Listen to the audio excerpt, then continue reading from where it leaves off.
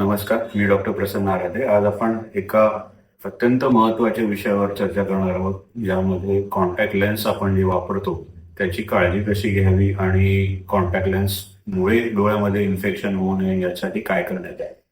तर एक म्हणजे कॉन्टॅक्ट लेन्स ज्या असतात त्या बऱ्याच नाजूक असतात.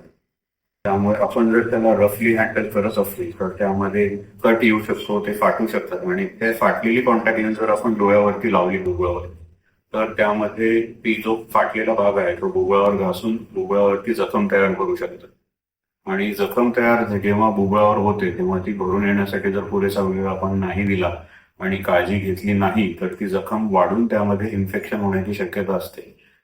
तर इन्फेक्शनमध्ये बॅक्टेरियल इन्फेक्शन होऊ शकतं, फंगल इन्फेक्शन होऊ शकतं किंवा एक पॅरासाइट असतं अॅकॅन्थोलिबा, त्याचं इन्फेक्शन होऊ शकतं. हे सगळे इन्फेक्शन जे आहेत ते ट्रीट करण्यासाठी बरेच अवघड असतात. त्यामुळे ते टाळणं आपल्या डोळ्यांसाठी जास्त चांगलं. हे टाळण्यासाठी एक म्हणजे कॉन्टॅक्ट लेन्स जर आपण रोज वापरत असेल तर हे एकदम जेंटली हँडल करावं.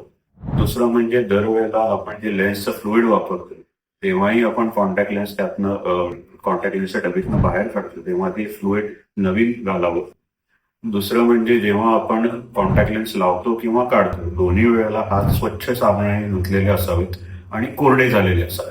कोरडे पण आपण कुठल्याही टिश्यू पेपर किंवा टॉवेल वापरून न करता त्याला ऑटोमॅटिकली हवेतच कोरडे होऊ द्यावेत, ज्याच्याने टॉवेल मधले असलेले किंवा टिश्यू पेपर मध्ये असलेले जंतू आपल्या हातावरती परत जाऊन डोळ्यांमध्ये त्याचं इन्फेक्शन होण्याची शक्यता कमी करते.